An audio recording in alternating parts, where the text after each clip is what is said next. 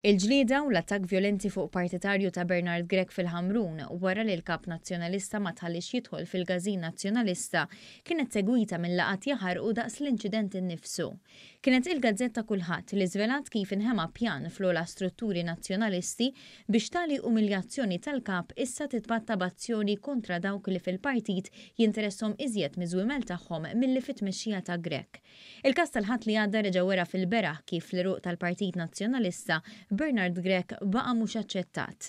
Il-kulħadd irrapportat li laqgħa tal-Kunsill Amministrattiv li dwara il-ġimgħa filgħaxija l-Partit Nazzjonalista spiċċa ħareġ sqarrija ta' sentenza waħda ma kienx l-uniku lok fejn is-suġġett kien diskuss.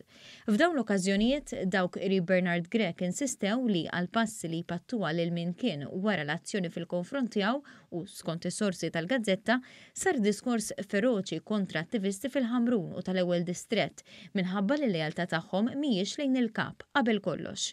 Din mhix se tiqaf hawn kien il-messaġġ li ħareġ il-ħadd li għadda waqt li fid-dar ċentrali ftit ħafna nkwetaw fuq ir-raġel li ġie aggredit minflok fuq din il-ġlieda interna li jidher li m'għandix tmiem.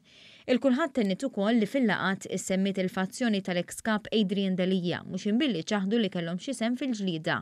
Waqt li saret pressjoni minn esponent ewlieni nazzjonalista biex il-midja tal-partit ma tirrapporta assolutament xejn, ingħad kif it-tpattija trid tkun waħda fina mingħajr ma toħloq ħafna iżjed storbju minn dak li diġà nqala. Il-ħsieb kien jgħid għalissa nagħlqu l-Gażin ħanaqtawlhom saqajhom imbagħad naraw. Persuna oħra sostniet li l-iżbal sar mill-bidu mill-kap stess li kien jaf li mhux milquh fil-Gażin imma baqa' jinsisti li jidħol biex imbagħad meta nduna li ġie aggredit kanvażer tiegħu stess abbandunah u ħallih jaqla minn nazzjonalisti stess. Fil-fatt kif ġie rapportat diġà Grech qasam man-naħa l-oħra tat-triq u mar ikompli jieħu ritratti man-nies mill-gallerija tas-sede tal-Gażin tal-Banda San Giuseppe. Bint il-partitarju ferut Noel Mifsud Bonnici kitbet pubblikament li missiera kien il-ħaruf tas-sagrifiċċju li ħadd ma ddefendih wara li tefgħuh f'Nassa, preferenza wkoll għal kap nazzjonalista li sa dak il-ħin kienet idur fil-kumpanija tiegħu. Fatti mhux miċħuda mill-Partit Nazzjonalista ġew spjegati minn Mart Noel Mifsud Bonnici li qalet kif żewġa mar jitlob biex jidħol Bernard Grech fil-Gażin sab reżistenza u spiċċa offis mill-barman Manuel Attart u anke msawwad bl-aktar mod vjolenti minn grupp ta' persuni oħra li baqgħu sawtuh anke meta kien fl-art.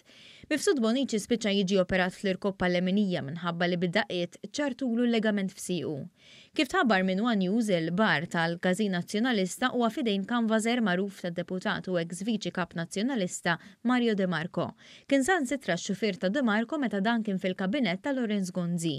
Issa fid-dar ċentrali jidher li tfassal pjan li jpattija lil dawk li jumiljaw lil kap fejn l-ewwel pass kien dak tal-ġimgħa li jingħalaq il-Gażin skont l-istqarrija nazzjonalista b'mod temporanju.